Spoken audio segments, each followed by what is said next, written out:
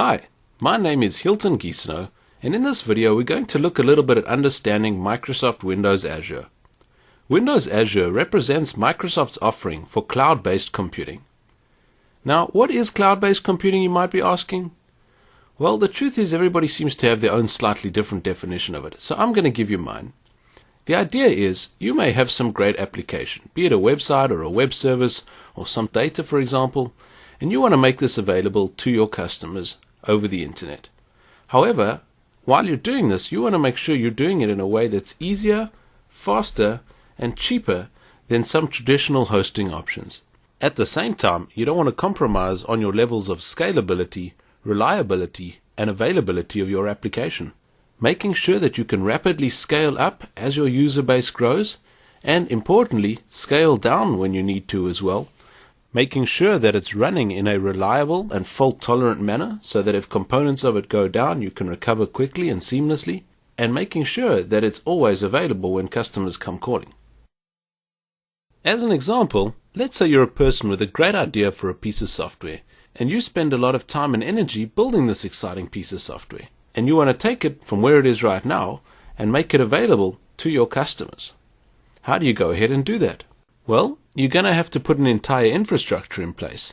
So you're going to have to learn about a few different ideas and technologies. Things like procurement, which means things like evaluating different vendors, understanding the different components of the hardware, things like CPU, memory, storage, RAID, implementing appropriate networking capabilities, things like load balancing, affinity, DNS, ensuring that you have the correct operating system, ensuring that you have the correct software on there as well, things for example like a web server or relational database services, going ahead and ensuring that you can achieve good scale by looking at things like clustering, making sure you've got security on there all the time, so you're looking at things like firewalls and ensuring you're DDoS safe. At the same time, you've got to make sure that the operating system and the software components you're using are regularly patched and up to date. You've got to make regular upgrades to your application and make sure these are seamless. And to keep all of this running, of course, you're looking at things like training for all of the staff that keeps this up and running.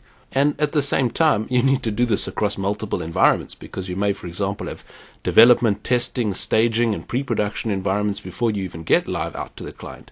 And on top of all this, you want to make sure that all of this is appropriately managed so that from the user's perspective, there's zero downtime to your application, because downtime means lost customers.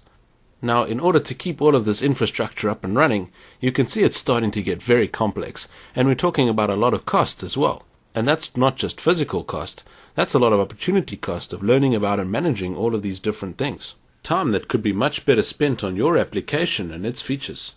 So this makes for a very unhappy business person who just started things off with a great idea. So let's get back to basics. You're a person with a great idea for a piece of software. And all you want to do is take that piece of software, package it up with a couple of instructions on how you want to make it available to your customers, and hand it over to some clever IT guy and have him manage all the complex stuff we saw a moment ago. Well, with Windows Azure, that's exactly what we're trying to accomplish. We want Windows Azure to help be our clever IT guy. And in the Windows Azure world, that clever IT guy is called the Fabric Controller. And its job is to go ahead and take the instructions you gave in the form of a couple of lines of metadata and go and deploy that infrastructure out into Microsoft's data centers. What it does is it takes your package, it goes ahead and deploys multiple redundant copies of your application up into virtualized environments in the Microsoft data center. And the redundant copies mean that if one of these redundant copies does fail and it goes and freezes up the virtual infrastructure, the Fabric will go ahead and remove that virtual instance and automatically fire up another one for you. So you end up with an automatic fault-tolerant capability that keeps your application available with a very high uptime.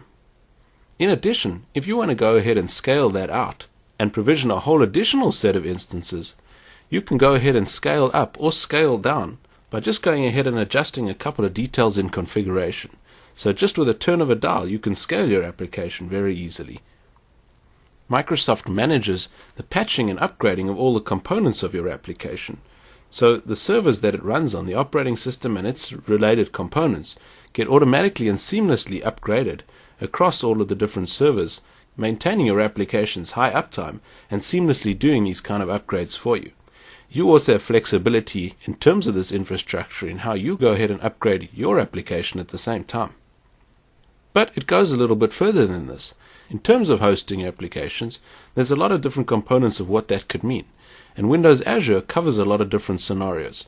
So, for example, you may have web-style hosting, where you've got an ASP.NET or ASP.NET MVC application, for example, a set of WCF services, and even some non-Microsoft platform capabilities, like, for example, if you're using FastCGI to host a PHP website.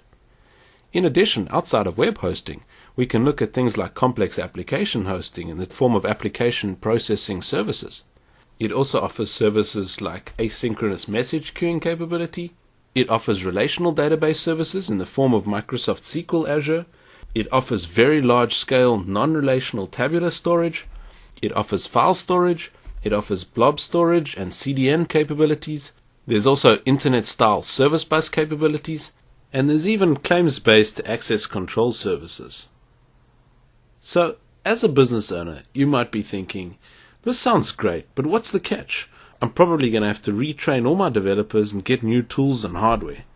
But the great news is, the skills and tools we know and love already, things like ASP.NET, WCF, and Visual Studio, are all that we need to go ahead and get started developing applications for Windows Azure.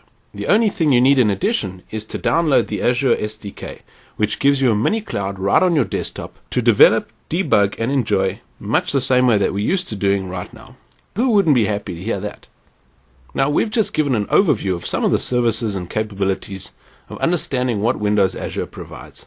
To find out more, go ahead and check out these great resources at the Microsoft Windows Azure site at www.windowsazure.com, and check out more great videos on this Channel 9 site at channel9.msdn.com/Azure. Now go get busy building some great cloud applications.